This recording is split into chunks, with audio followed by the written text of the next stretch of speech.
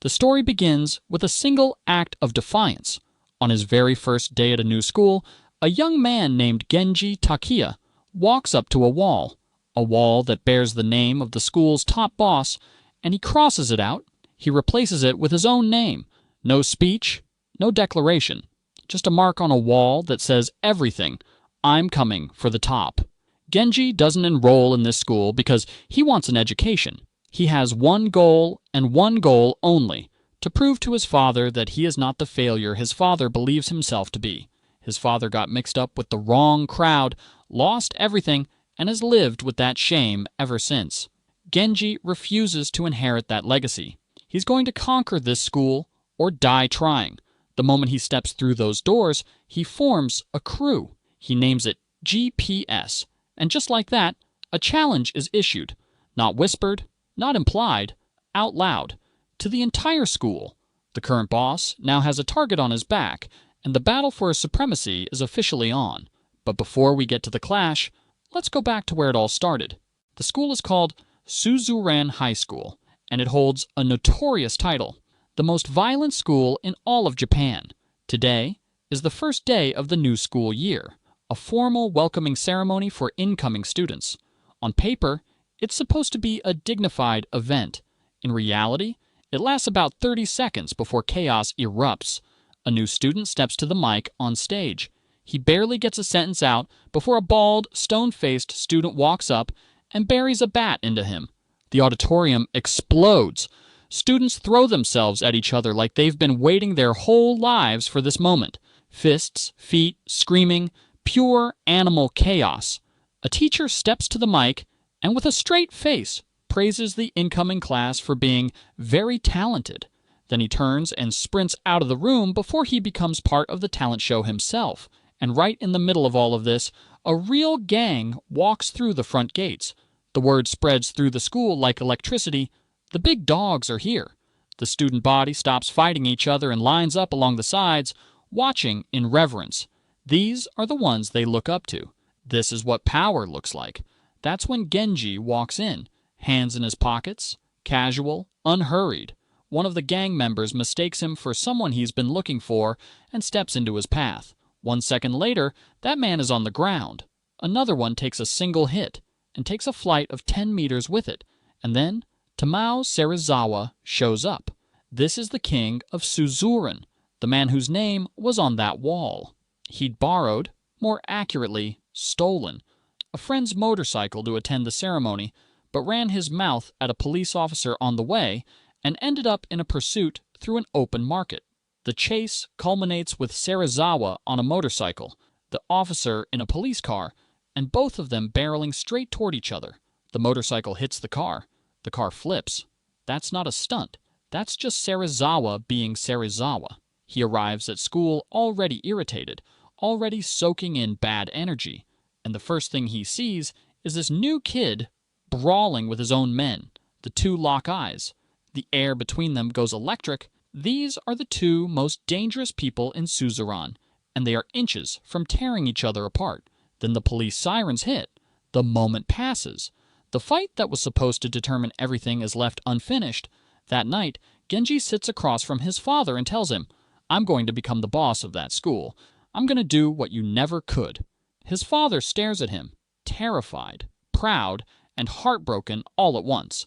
Across town, Serizawa is at a card game with his crew, holding a winning hand and in a good mood, until Genji walks in again, looks him dead in the eye, and announces he's coming for everything. Serizawa is on his feet in an instant, but his right-hand man, Tokyo, holds him back. Turns out Genji and Tokyo go way back to middle school. The fight gets derailed again, this time by the arrival of the Kagami brothers, who decide this is the perfect moment to pick a fight with Serizawa. They hit him hard. He hits back harder. By the end, the brothers can't stand up, and Serizawa is looking down at them with the kind of calm that is scarier than rage. That's when Genji gets his first real mentor. A man from the Yakuza approaches him. A man who knows Genji well enough to know that raw power alone won't win him Suzuran. He sits Genji down, buys him a drink, and introduces himself as Ken Katagiri. He used to be a student at this very school. Strength gets you in the door. Ken tells him.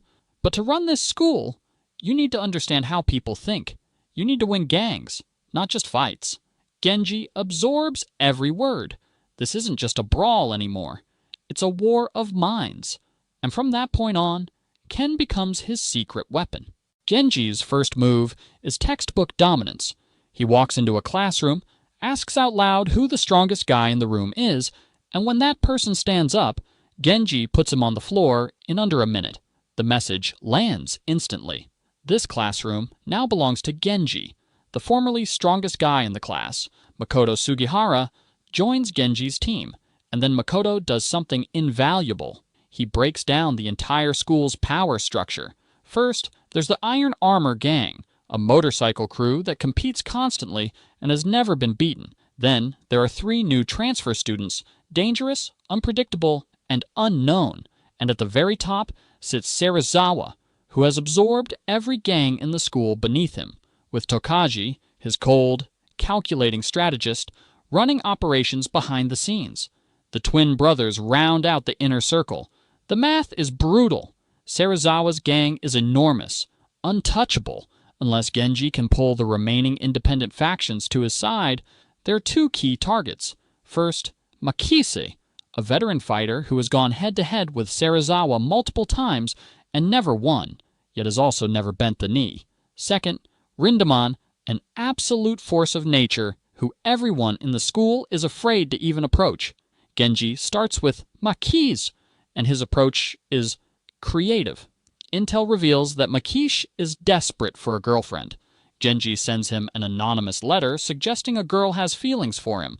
Makise, who hasn't been in a relationship in what feels like forever, shows up to the meeting spot in a white suit, full heart-eyes energy. The girl takes one look at him. Pure panic. She bolts. Plan B, stage a kidnapping, a fake gang. Makise rides in to save the day. Girl falls for him. Simple, clean, except Makise accidentally blurts out the fake kidnapper's real name in front of everyone, blowing the entire operation. Every girl within 100 meters vanishes. So Genji does the only thing left.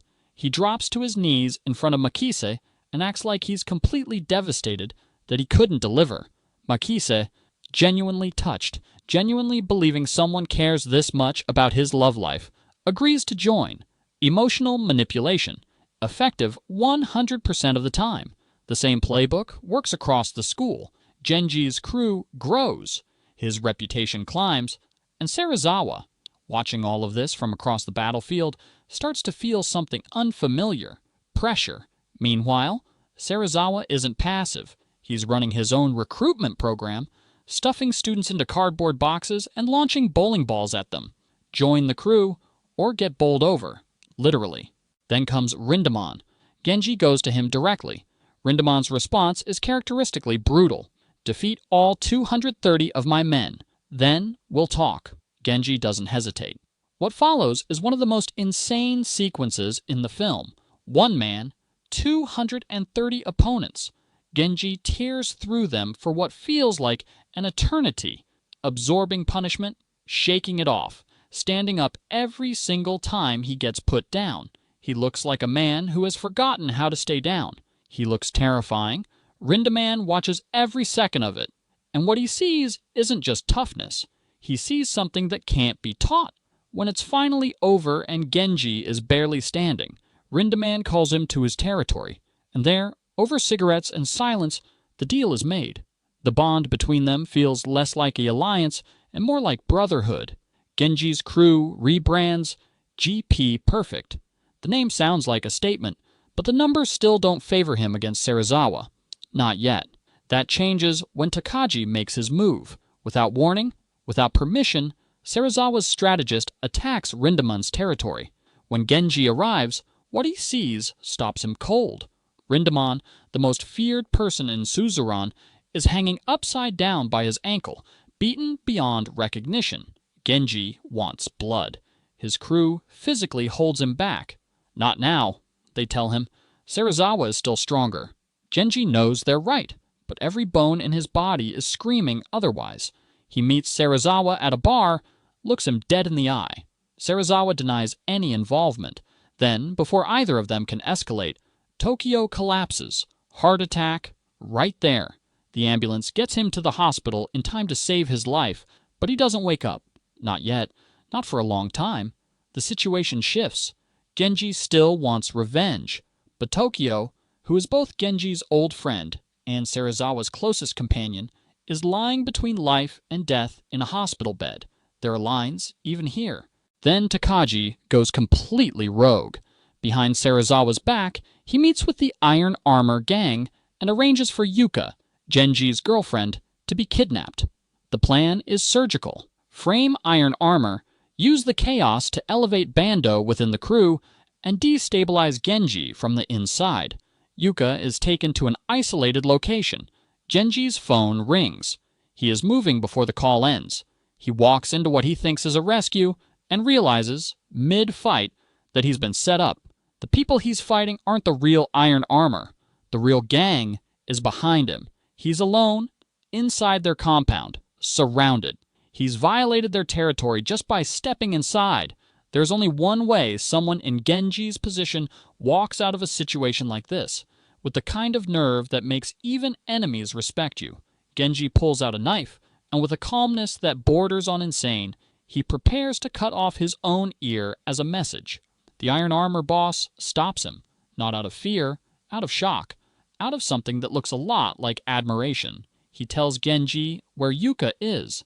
Genji finds her bound in a storage room at Serizawa's headquarters, and Serizawa, when the full picture becomes clear, is furious. Not at Genji, at Tokaji. He beats his own strategist in front of everyone, then throws him out. The line is drawn. The board is set. Genji looks at Serizawa and delivers the terms. Tomorrow, 5 in the morning, school grounds. We end this. The morning of the fight, the sky opens up. Rain comes down in sheets. It doesn't matter. Genji walks toward the battlefield, soaked and burning, hurling his umbrella aside because he doesn't need it. He's already on fire. His crew stands behind him, drenched, dead silent, unshakable. From the other side, Serizawa walks forward slowly, umbrella in hand, controlled, measured. His crew behind him, 110 of them. Genji's side, 79. The 3 new transfer students watch from the edges, placing their bets. And somewhere across the city, in a hospital operating room, Tokyo fights for his life. Both sides stare across the rain-soaked schoolyard. And then they collide. The battle is a war. Serizawa steps into the fray, and a man drops in front of him without being touched. Another one flies 10 meters from a single hit. Methodically, brutally, his side gains the upper hand, until Serizawa stops fighting entirely and just watches as Genji's men fall one by one. Then the Iron Armor crew shows up. Their leader steps forward to fight beside Genji. Serizawa laughs. He thought he could destroy 2 gangs at once, and maybe he could have, but the math has changed. The battlefield rebalances. The foot soldiers pour everything they have into each other, and one by one, they all fall, until only 2 men are left standing, Genji and Serizawa, in the rain, face to face. What follows is not a fight. It's an endurance contest at the highest possible level. They hit, they fall, they get up, they hit again. Hours pass. The sky darkens. The rain keeps falling. Neither man goes down for good, but there is something happening inside Serizawa that Genji doesn't have to carry. Tokyo's face, his closest friend, unconscious on an operating table, somewhere between here and gone. That image doesn't leave Serizawa's head, and as the fight wears on, it breaks him open just enough. Genji wins. One man is crowned, the other receives the news. Tokyo made it through surgery. He's going to be okay. On the worst day of his life, Serizawa gets the only thing that actually mattered. But the story isn't finished, because somewhere in Suzuran, the one man no one has conquered yet still walks the halls. The one name that hasn't been crossed off, Toru Ryusaki. Can Genji beat him? Can he finally claim what he came here for? The top of this violent, magnificent, brutal world? Part 1 ends here. The real question begins now.